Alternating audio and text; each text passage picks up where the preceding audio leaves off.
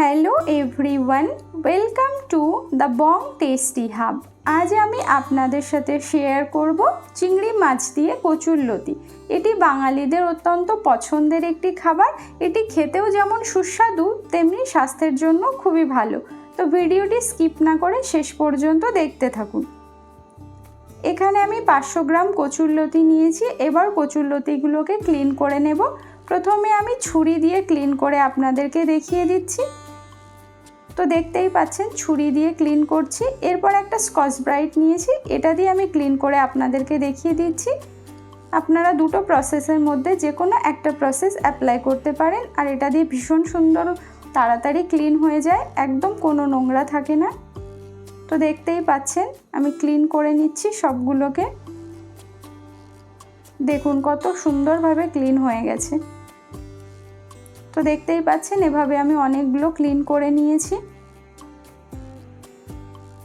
খুব ভালোভাবে ক্লিন করা হয়ে গেছে। এবার এগুলোকে ছোট ছোট টুকরো করে কেটে নিচ্ছি। আপনারা আপনাদের পছন্দের সাইজ অনুযায়ী কচুরলতিগুলোকে কেটে নেবেন। এবার কচুরলতিগুলোকে খুব ভালো করে ধুয়ে ক্লিন করে নিয়েছি জল পাল্টে পাল্টে।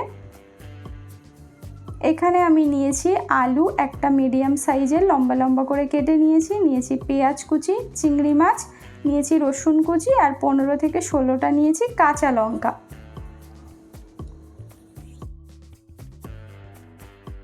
নিয়ে নিচ্ছি কালো সরিষা 1 চামচ, হলুদ সরিষা 1 চামচ, আর নিয়ে নিচ্ছি হাফ টিস্পুন গোটা জিরে। এগুলোকে পেস্ট করে নেব। কড়াইটা খুব ভালো করে গরম করে দিয়ে দিচ্ছি সরিষার তেল গরম করে এবার কেটে ধুয়ে রাখা আলুগুলোকে আমি ভেজে নেব। তার জন্য দিয়ে দিচ্ছি সামান্য লবণ আর দিয়ে দিচ্ছি সামান্য হলুদ গুঁড়ো। দিয়ে 3 থেকে 4 মিনিট আমি লাল লাল করে আলুগুলোকে ভেজে নেব। খুব বেশি ভাজার দরকার নেই, 3 থেকে 4 মিনিট ভাজলেই এখানে এনাফ।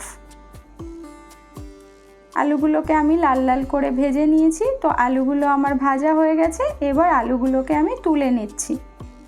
এবার ওই একই তেলে আমি চিংড়ি মাছগুলোকেও ভেজে নিচ্ছি। আর চিংড়ি মাছ আমি আগে থেকে লবণ হলুদ মাখিয়ে রেখেছিলাম। এবার 3 থেকে 4 মিনিটের জন্য ভেজে নেব। খুব বেশি ভাজার প্রয়োজন নেই, চিংড়ি মাছ বেশি ভাজলে শক্ত হয়ে যায় আর স্বাদও কমে যায়, মুখে পড়লে খেতে ভালো লাগে না। চিংড়ি মাছ ভাজা হয়ে গেছে, এবার তুলে নিচ্ছি। এবার ওই একই কড়াইতে দিয়ে দিচ্ছি আবারও 2 চামচ সরিষার তেল গরম করে দিয়ে দিচ্ছি ফোড়নে কালো জিরে। ফোড়নটা কয়েক সেকেন্ড একটু ভাজা ভাজা করে এবার এর মধ্যে অ্যাড করে দিচ্ছি রসুন কুচি। কচুরলতিতে কিন্তু রসুনের ফ্লেভারটা দারুণ সুন্দর লাগে, তো আপনারা অবশ্যই ট্রাই করবেন দেওয়ার। রসুনটাকে ভেজে নিয়ে এর মধ্যে দিয়ে দিচ্ছি পেঁয়াজ কুচি। একটা বড় সাইজের পেঁয়াজ এখানে আমি কুচি করে নিয়েছি। এবার পেঁয়াজটাকে আমি লাল লাল করে ভেজে নেব। তো আপনারা দেখতেই পাচ্ছেন পেঁয়াজটাকে আমি ব্রাউন কালার করে ভেজে নিয়েছি। এবার আমি কেটে ধুয়ে রাখা কচুরলতিগুলোকে অ্যাড করে দিচ্ছি। দিয়ে দিচ্ছি সামান্য লবণ, দিয়ে দিচ্ছি হলুদ গুঁড়ো, দিয়ে কচুরলতি আমি ভালো করে কষিয়ে নেব।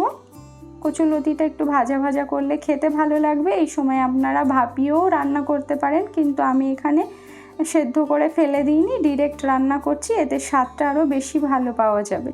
এবার আমি অ্যাড করে দিয়েছি কাঁচা লঙ্কা। আর এই রান্নাতে আপনারা কাঁচা লঙ্কা ব্যবহার করার চেষ্টা করবেন, শুকনো লঙ্কা দিলে কিন্তু এর টেস্ট একদমই আসবে না।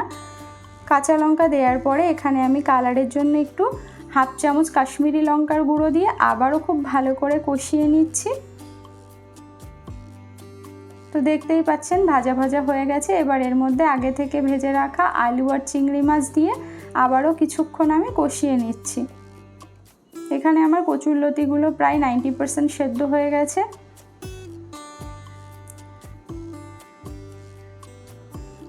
খুব ভালো করে কষিয়ে নিয়েছি। এবার এর মধ্যে দিয়ে দিচ্ছি জিরে বাটা হাফ চামচ আর দিয়ে দিচ্ছি সরিষার পেস্ট 2 চামচ দিয়ে আবারও একটু কষিয়ে নিচ্ছি।